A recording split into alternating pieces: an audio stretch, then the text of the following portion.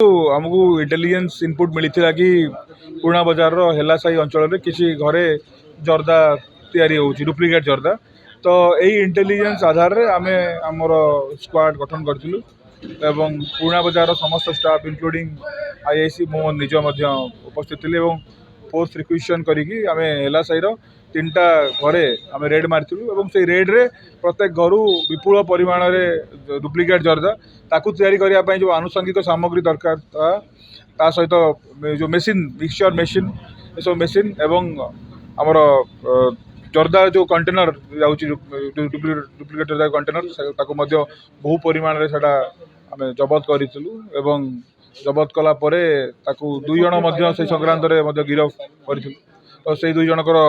ना हूँ शेख रबानी और शेख खालिक आउ जड़े से संक्रांत से फेरार अच्छा तो यही संक्रांत तीन जगह जेहतु रेड होता तीन अलग अलग केस रुजु कर